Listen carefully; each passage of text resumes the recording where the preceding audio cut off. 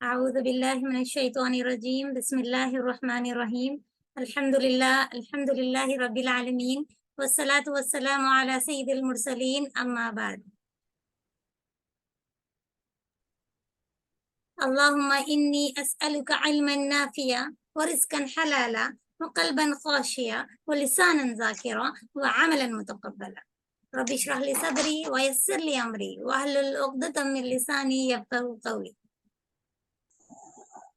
جیسا کہ آپ جانتے ہیں کہ الحمدللہ آج سورہ ناس کا ڈے 2 ہے. آج ہم سورہ ناس کا دوسرا دن کا آغاز کر رہے ہیں الحمدللہ. کل ہم نے سورہ ناس کے پہلے دن میں انٹروڈکٹری سیشن کیا تھا جس میں ہم نے 4 بنیادی چیزوں کے بارے میں وضاحت کی تھی. وہ کیا 4 چیزیں تھی؟ سب سے پہلے یہ کہ اس قرآن مجید کو سمجھ کر کیوں پڑھیں. دوسری چیز قرآن مجید کا ترجمہ کیوں اور کیسے ذہن نشین رکھیں، کس طرح یاد اور محفوظ رکھ سکتے ہیں. اور تیسری چیز ہم نے قرآن مجید کی 114 صورتوں میں سے سورہ ناس کو الناس کا نام کیوں دیا گیا تھا. ٹھیک ہے، آج جیسا کہ واٹس ایپ گروپ میں بتا دیا گیا ہے کہ آج سورہ ناس کی مین 2 میں پھر 4 چیزوں کو پڑھیں گے. ایک بار کر دیتے ہیں. اعوذ باللہ من الشیطان الرجیم بسم اللہ الرحمن الرحیم قل اعوذ برب الناس ملک الناس الہ الناس من شر الوسواس الخناس الذی یوسوس فی صدور الناس من الجنۃ والناس. آج ہم سورہ ناس میں ہم 4 چیزوں کو پڑھیں گے انشاءاللہ. اور وہ 4 چیزیں کیا ہیں جیسا کہ آپ کو گروپ میں بتا دیا گیا تھا. سب سے پہلی چیز کہ اس سورہ کا شان نزول کیا ہے. یعنی شان نزول کہتے ہیں کہ سورہ جو نازل ہوتا ہے اس کے پیچھے سبب کیا ہے، وجہ کیا ہے. یعنی جب اللہ کے نبی صلی اللہ علیہ وسلم کے زمانے میں بہت سارے واقعات، بہت ساری چیزیں پیش آتی تھیں تو اللہ تعالیٰ کو وہی نازل کر کر بتانا پڑتا تھا کہ ہاں اس کا سولیوشن یہ ہے نا. اللہ کے نبی صلی اللہ علیہ وسلم پر وہی نازل ہوتی تھی. تو اسی چیز کو شان نزول کہتے ہیں. تو آج ہم سب سے پہلی چیز پڑھیں گے وہ ہے شان نزول. دوسری چیز کیا ہے؟ دوسری چیز پڑھنے کی ہماری انشاءاللہ نیکسٹ چیز فضائل سورہ، یعنی اس سورہ کی کتنی فضیلتیں ہیں، کیا کیا فضیلتیں ہیں کتاب و سنت میں وارد ہوئی ہیں. انشاءاللہ ہم اس کو بھی پڑھیں گے. تیسری چیز کیا ہے؟ اس آیت کا، پورے سورہ کا نہیں، صرف آیت نمبر 1 کا ہم اس کا لفظی ترجمہ پڑھیں گے، ٹرانسلیشن پڑھیں گے، تفسیر پڑھیں گے کہ اس ایک آیت میں اللہ رب العزت ہمیں کیا کہہ رہے ہیں، کیا سمجھانا چاہ رہے ہیں، یہ چیز پڑھیں گے. اور چوتھی چیز کیا ہے؟ اور چوتھی چیز جو ہم پڑھنے والے ہیں وہ بیسک گرامر ہے. یعنی اس آیت میں قل اعوذ برب الناس میں ایک بیسک چھوٹا سا گرامر کا ایک میں بتا دوں. مجھے معلوم نہیں کہ یہاں پر گرامر کے کتنے شوقین بیٹھے ہیں، لیکن مجھے امید ہے کہ اگر ایک کو بھی سمجھ میں آئے گا، اگر ایک کو بھی اس سے فائدہ حاصل ہوگا تو اللہ رب العزت اسے میرے لیے ذخیرہ آخرت بنائیں گے انشاءاللہ. تو آج سب سے پہلے ہم دیکھتے ہیں شان نزول کیا ہے اس کا. دیکھیے، جیسا کہ ہم سب، میں نے پہلے ہی کہا تھا کہ شان نزول کہتے ہیں کہ پرٹیکولر ریزن، یعنی اس آیت کو نازل کرنے کی وجہ کیا پیش آئی. جیسا کہ مثال کے طور پر عہد زمانے میں، جاہلیت کے زمانے میں کچھ واقعات پیش آئے تھے. یعنی سودا رضی اللہ عنہ عورتیں قضائے حاجت کو، یعنی اپنی واش روم کی ضرورتوں کو پوری کرنے کے لیے رات کے وقت نکلا کرتی تھی. تو یہ چیز عمر رضی اللہ عنہ کو اچھی نہیں لگ رہی تھی کہ عورتیں گھر کے باہر نکلیں. تو انہوں نے اس وقت کیا کیا تھا، اللہ کے نبی صلی اللہ علیہ وسلم سے درخواست کی تھی کہ اللہ کے نبی عورتوں کو پردہ کرنے کی کا حکم دیجیے. اللہ کے نبی صلی اللہ علیہ وسلم جب تک وحی نہیں آتی خاموش تھے. تو پھر جب اللہ کے نبی صلی اللہ علیہ وسلم پہ وحی نازل ہوئی تب اللہ کے نبی صلی اللہ علیہ وسلم نے عورتوں کو حکم دیا کہ وہ پردہ کرے. جب پہلے پردہ جب فرض نہیں تھا تو میں بولا یہ چاہ رہی ہوں، تو اس وقت یہ آیت نازل ہوئی تھی کہ اے نبی قل للمؤمنین، اپنے مومن عورتوں سے کہہ دیجئے، تمام عورتوں سے کہہ دیجئے، مومن عورتوں سے کہ کیا کریں، یدنین علیہن من جلابیبہن، کہ وہ اپنے اوپر جلبابوں کو ڈال لے، پردہ کرنا شروع کر دے. تو کچھ ایسے واقعات پیش آتے ہیں جس کے بعد اللہ تعالیٰ آیتوں کو نازل کرتے ہیں تو اسے کہتے ہیں شان نزول. جیسا کہ آپ یہاں پر دیکھ سکتے ہیں کہ ہم یہاں پہ سورہ ناس کا شان نزول پڑھ رہے ہیں. اب سورہ ناس کے شان نزول میں کیا ہے؟ سب سے اہم چیز یاد رکھنے کی یہ ہے. دیکھیے، سب سے اہم چیز یہاں پر یاد رکھنے کی یہ ہے کہ یہ اللہ کے نبی صلی اللہ علیہ وسلم پر اللہ اکبر سحر ہوا تھا، جادو ہوا تھا. جی ہاں، اس سورہ ناس اور سورہ فلق 2 صورتیں کو اللہ رب العزت نے ایک ساتھ نازل کی ہے. سورہ ناس اور سورہ فلق 2 صورتیں جو ہیں جن کو اللہ رب العزت نے ایک ساتھ نازل کی ہے، اور دونوں کا شان نزول ایک ہی ہے کہ اللہ تعالیٰ نے یہاں نبی صلی اللہ علیہ وسلم کے سحر کو، جادو کو توڑنا چاہا اور توڑ دیا ان آیتوں کے ذریعے. اب آپ کو سوال ہوگا کہ کیا اللہ کے نبی صلی اللہ علیہ وسلم پر جادو ہوا تھا؟ جی ہاں، نبی معظم صلی اللہ علیہ وسلم پر جادو ہوا تھا، اور اللہ کے نبی صلی اللہ علیہ وسلم اس جادو کی وجہ سے بہت پریشان تھے. تقریباً یہ نبی معظم صلی اللہ علیہ وسلم کی طبیعت میں یہ ہو چکا تھا کہ اللہ کے نبی صلی اللہ علیہ وسلم کچھ چیز کرتے، پھر اللہ کے نبی صلی اللہ علیہ وسلم کو ایسا محسوس ہوتا، کوئی چیز نہ کرتے لیکن پھر بھی یہ محسوس ہوتا کہ انہوں نے وہ چیز کر دی ہے.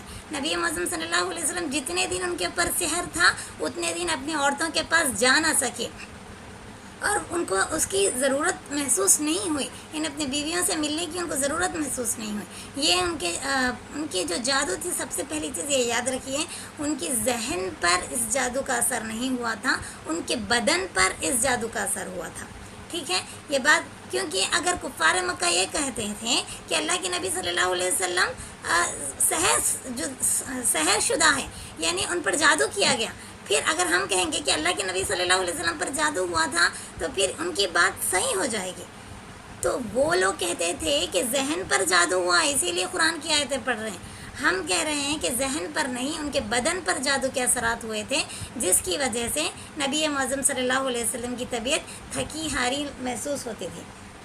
ٹھیک ہے، اب یہ جو صورت ہے نبی معظم صلی اللہ علیہ وسلم پر جو نازل ہوئی ہے وہ رقیہ کے لیے نازل ہوئی، یعنی اللہ کے نبی صلی اللہ علیہ وسلم کو اس سے شفایابی حاصل کرنے کے لیے اس سورے کو نازل کیا گیا تھا. اب اللہ کے نبی صلی اللہ علیہ وسلم پر کس نے جادو کیا، کیسے جادو کیا، اس کی تفصیل ہم انشاءاللہ یہاں دیکھیں گے. دیکھیے، اللہ کے نبی صلی اللہ علیہ وسلم پر جادو کرنے والا شخص ایک یہودی تھا. کون تھا؟ یہودی تھا، جس کا نام لبید بن عاصم تھا. اس نام کو یاد رکھ لیجئے، نبی معظم صلی اللہ علیہ وسلم پر جادو کرنے والے شخص کا نام لبید بن عاصم تھا، یہ ایک یہودی تھا. دوسری چیز، کس پر جادو کیا گیا تھا؟ اللہ کے نبی صلی اللہ علیہ وسلم کے کنگھی، دندان کا کچھ حصہ اور نبی معظم صلی اللہ علیہ وسلم کے کچھ بال، ان کو لے کر یہ جادو کیا گیا تھا. ٹھیک ہے، تیسری چیز اس میں یاد رکھنے کی یہ ہے کہ اس جادو کو ایک کنویں میں پھینک دیا تھا، جو کنواں واقعی غلاظت اور گندگی والا تھا. اس کنویں میں پھینک دیا تھا، جس کنویں کا نام تھا بئر زروان. آپ یہاں نام دیکھ سکتی ہیں، بئر زروان. تو اس چیز کو یاد رکھیے کہ اللہ کے نبی صلی اللہ علیہ وسلم پر جادو ہوا تھا. جادو کرنے والا شخص کا نام لبید بن عاصم تھا، اور نبی معظم صلی اللہ علیہ وسلم کے دندان مبارک، یعنی کنگھی کے دندان جو ہوتے ہیں کنگھی کے، اس کو لے کر اور بالوں کو لے کر یہ جادو کیا گیا تھا، اور پھر اس جادو کی چیزوں کو بئر زروان میں پھینک دیا گیا تھا. یہ نبی صلی اللہ علیہ وسلم پر ہوا تھا. اب یہ جادو ہوا کیسے؟ اس یہودی کو نبی صلی اللہ علیہ وسلم کے بال کیسے ملے؟ دیکھیے، نبی صلی اللہ علیہ وسلم کے پاس ایک غلام تھا جو یہودی تھا. ٹھیک ہے، کان یخدم، وہ نبی صلی اللہ علیہ وسلم کی خدمت کیا کرتا تھا. تو وہ اللہ کے نبی صلی اللہ علیہ وسلم کے ساتھ تو اچھا تھا ہی، لیکن یہودیوں نے اس کو بہلا پھسلا کر، اکسا کر کیا کیا، نبی صلی اللہ علیہ وسلم کی کچھ پرائیویٹ چیزوں کو، جیسے کہ کنگھی ہے، کنگھی کے جو دندان ہوتے ہیں، دانت ہوتے ہیں، اس کا کچھ حصہ اور اس کنگھی میں لگے ہوئے بال کو منگوایا. وہ کسی طرح بہل پھسل کر، ان کے اکسانے پر وہ ان کی طرف ہو کر، اس نے کیا کیا، نبی صلی اللہ علیہ وسلم کی کنگھی کو لے جا کر کیا کیا، ان کو یہودیوں کو دے دیا. تو یہودی لبید بن عاصم نے اللہ کے نبی صلی اللہ علیہ وسلم کو کیا کیا، ان کی چیزوں کو لے کر اس پر سحر کیا. اب سحر کیسا کیا جاتا ہے، جادو کیسے کیا جاتا ہے، یہ اعوذ باللہ یہ ایک بہت خبیث علم ہے. یعنی گندی چیزوں کو فالو کیا جاتا ہے، گندے طریقوں کو اپنایا جاتا ہے، پھر کسی کے پرائیویٹ چیزوں کو لے کر کیا کیا جاتا ہے، اس پر کچھ پڑھا جاتا ہے، تو جو تھوک اس سے جو نکلتا ہے وہ بھی ایک گندے قسم کا ہوتا ہے، پھر اس پر پھونک ماری جاتی ہے اس پر. وہ جو بھی چیزیں ہوتی ہیں اس پر پھونک ماری جاتی ہے اس پر، پھر اس کو ایک کئی چیزوں پر دفنا دیا جاتا ہے، کئی چیزوں میں پھینک دیا جاتا ہے. تو اسی طرح سیم نبی معظم صلی اللہ علیہ وسلم پر بھی جادو ہوا تھا. تو اب کیا کیا تھا اس نے، لبید بن عاصم نے یہی کیا تھا کہ اللہ کے نبی صلی اللہ علیہ وسلم کی کنگھی کے بال، کنگھی کا کچھ حصہ لے کر اس نے اس کو کنویں میں ڈال دیا. اب اللہ کے نبی صلی اللہ علیہ وسلم پر کیونکہ وہ بشر ہے، انسان ہے، ان پہ تو ہے نا ہونا ہی تھا، جادو کا اثر ان پہ ہونا ہی تھا، کیونکہ اللہ کے حکم سے کوئی چیز نہیں ہوتی. دوسری چیز یاد رکھیے.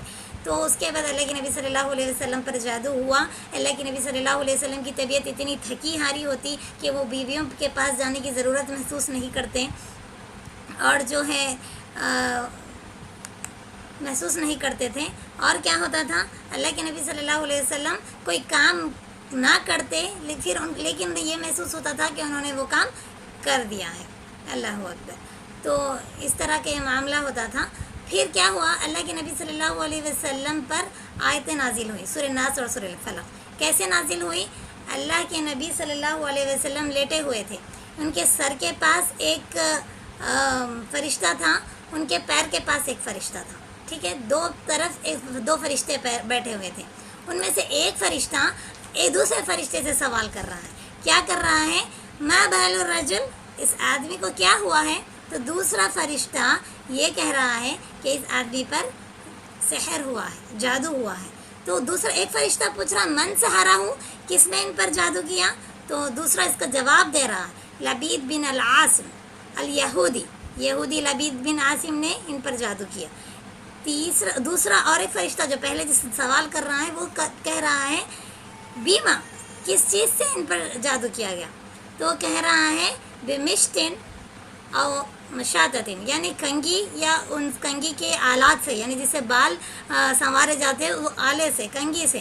تو پھر وہ ایک فرشتہ پوچھ رہا آئینہ ہوا. اب وہ جو ان کو سحر کیا گیا، وہ جو چیزیں اسے کلیکٹ کر کے کیا گیا، وہ سحر کہاں پھینکا گیا؟ تو بتایا گیا کہ وہ کہاں پھینکا گیا، ایک کنویں میں ڈالا گیا جس کا نام بیر زروان تھا. پھر مفسرین بیان کرتے ہیں، یہ بخاری کی حدیث ہے، مفسرین بیان کرتے ہیں کہ اللہ کے نبی صلی اللہ علیہ وسلم نے اپنے کچھ صحابہ، علی رضی اللہ عنہ، زبیر رضی اللہ عنہ، عمار بن یاسر کا بھی نام آتا ہے غالباً، ان کو بھیج کر اللہ کے نبی صلی اللہ علیہ وسلم نے اس کنویں سے اپنے صحابہ سے کہا کہ اس کو نکالو. جب صحابہ اس کو نکالے تو وہ بڑی مشقت سے نکلی وہ چیز. نکلنے کے بعد اللہ کے نبی صلی اللہ علیہ وسلم پر سورہ ناس اور کیا ہے، سورہ فلق آیتیں نازل کی گئی. یہ پوری کتنی آیتیں ہیں؟ سورہ ناس اور سورہ فلق کی مل کر پوری 11 آیتیں ہیں. تو یہ 11 آیتیں نازل ہوئی اور اس پر 11 گروہ بندھی ہوئی تھی، 11 گھنٹیاں بندھی ہوئی تھی. تو صحابہ جب اس کو نکال کر دیے تو ایک ایک آیت کو اللہ کے نبی صلی اللہ علیہ وسلم پڑھتے گئے. جیسے کہ قل اعوذ برب الفلق، ایک گروہ کھول دی، ایک گھنٹی کھولی. قل اعوذ من شر ما خلق، دوسری گھنٹی کھولی. اسی طرح سورہ ناس کی پوری 6 آیتوں تک اس طرح پوری گھنٹیاں کھولتے گئے، اور اس طرح اللہ کے نبی صلی اللہ علیہ وسلم کے جادو کا اثر جاتا گیا. سبحان اللہ. دیکھیے یہاں پر ہمارے لیے سمجھنے والی چیز ہے، مجھے پتہ نہیں کیوں میں نے 1 گھنٹے کی میٹنگ رکھی تھی، لیکن پھر بھی ریمیننگ ٹائم 8 منٹس بتا رہا ہے. شاید وہ غلطی سے ½ an hour کی میٹنگ ہو گئی ہے. اگر میٹنگ رک جاتی ہے تو دوبارہ میٹنگ سیٹ کی جائے گی، اور جتنا بولنا ہے اتنا بول کر آج سیکھ کر ہی اٹھیں گے انشاءاللہ. ٹھیک ہے، تو میں یہ بول رہی تھی کہ دیکھیے ہم پہلی جب چیزیں جاتے ہیں تو غلط رخیہ، غلط چیزوں کی طرف جاتے ہیں. جس پر سحر ہوا وہ کون؟ سب سے عظیم ہستی نبی معظم صلی اللہ علیہ وسلم. اور جس چیز سے جادو کا اثر توڑا جا رہا ہے وہ کون سی صورت ہے؟ سب سے بہترین صورتیں سورہ فلق اور سورہ ناس. اس سے نبی معظم صلی اللہ علیہ وسلم کا سحر توڑا گیا. لیکن آج ہم ان رقیہ پہ اہمیت ہی نہیں دیتے. پہلی چیز تو رقیہ کرنا کیا ہے، کہیں تکلیف ہو گئی، کچھ پڑھ کے دم کر لینا، پھونکنا، ان سب چیزوں کو ہم نے تو اہمیت دی ہی نہیں ہے نا. اگر دی بھی ہے تو وہ سیکنڈری چیزوں میں آ رہی ہے.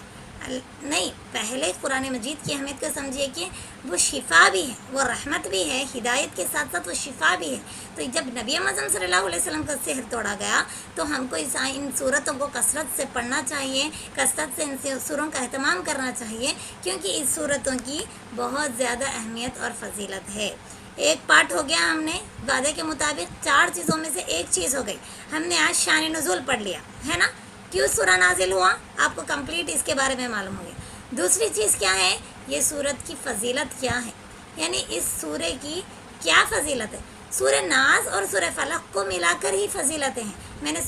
ہمارے استاد نے مجھے کہا تھا کہ سورہ فلق کو بھی اس میں شامل کر لیا جائے اس کورس میں، کیونکہ یہ 2 معوذتین کہلاتی ہے، یہ 2 صورتیں معوذتین کہلاتی ہیں۔ ان دونوں کو ایک دوسرے سے جدا نہیں کیا جا سکتا، فضائل میں جدا نہیں کیا جا سکتا، تعوذ میں جدا نہیں کیا جا سکتا، لیکن ہمارے جو وقت ہم نے پیریڈ اس کو سیٹ کیا ہے اس میں ہمیں سورہ ناس کو ہی پڑھنا تھا، اسی لیے یہاں میں نے صرف سورہ ناس کی فضائل لکھا ہے، لیکن یہ سورہ فلق کی بھی برابر فضائل ہیں، ٹھیک ہے۔ سب سے پہلی فضیلت اس سورہ کی کیا ہے، اللہ کے نبی صلی اللہ علیہ وسلم کا ارشاد ہے، جیسا کہ حدیث میں آتا ہے، تقریباً اس سورت کی جتنے بھی فضائل ہیں وہ عقبہ بن عامر رضی اللہ عنہ سے مروی ہے۔ کیا ہے سب سے پہلی چیز کہ دبر کلی صلاۃ، ہر نماز کے پیچھے اس سورے کو پڑھنا نبی معظم صلی اللہ علیہ وسلم سے ثابت ہے۔ تو آج سے یہ عہد کریے کہ نمازوں کی پابندی کے ساتھ ساتھ ہر نماز کے بعد جس طرح آیت الکرسی بغیر پڑھے نہیں اٹھتے، اسی طرح ان صورتوں کو بغیر پڑھے نہیں اٹھیں گے انشاءاللہ العزیز۔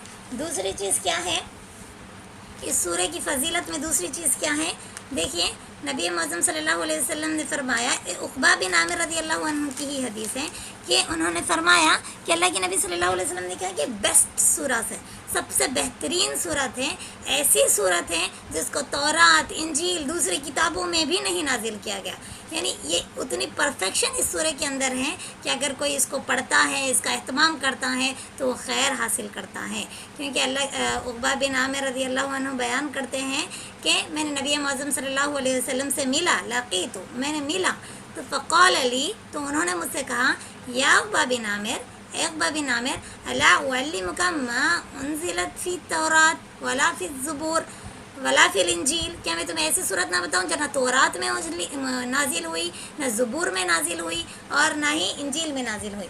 پھر عقبہ بن عامر نے کہا کیوں نہیں اللہ کے نبی بتائیے، تب اللہ کے نبی صلی اللہ علیہ وسلم نے اس صورت کا تلاوت کر فرمائی کہ سورہ ناس ہے۔ عقبہ بن عامر کہتے ہیں کہ اس دن کے بعد میں نے کبھی اس سورے کی تلاوت نہیں چھوڑی، سبحان اللہ۔ تیسری چیز کیا ہے، تیسری چیز یہ ہے کہ یہ جو صورت ہے ہر چیز کے لیے کافی ہے، یعنی دنیا کی ہر پریشانی کے لیے یہ صورت کافی ہو جاتی ہے۔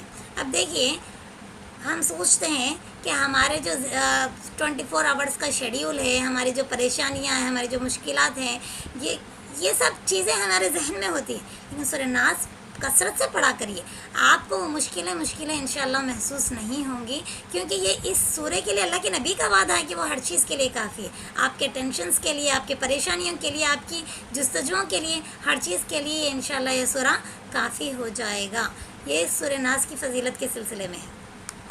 دوسری چیز کیا ہے، یہ رقیہ شریعہ ہے، جی ہاں، یعنی یہ اس سورے کو دم کر ہر بیماری کا، ہر مرض کا، ہر چیز کے لیے اس کو رقیہ شریعہ میں شامل کیا جا سکتا ہے، کیا جا سکتا ہے، نہیں کیا جانا چاہیے، کیونکہ یہی سنت رسول ہے۔ جب بھی اللہ کے نبی صلی اللہ علیہ وسلم کو مرض ہوتا تو اللہ کے نبی صلی اللہ علیہ وسلم کے آخری وقت میں بھی کا بھی حساب دیکھیے، اللہ کے نبی صلی اللہ علیہ وسلم دم کر اپنے اوپر اس کو پھیر لیا کرتے تھے، اور اس کے سلسلے میں آتا ہے کہ سونے سے پہلے سورہ ناس اور سورہ فلق کو اپنے ہاتھوں پر دم کر پھونک کر اپنے باڈی پر اس کو جہاں تک ہو سکے وہاں تک پھیرنا چاہیے، یہ بھی اللہ کے نبی صلی اللہ علیہ وسلم کی سنت ہے، ٹھیک ہے۔ اور ایک کیا ہے اس سورہ کی فضیلت، جیسا کہ آپ سب جانتے ہیں کہ یہ اللہ کے نبی صلی اللہ علیہ وسلم کا جس طرح سحر کا توڑ تھا، اسی طرح یہ سحر کا علاج ہے، جادو کا علاج ہے۔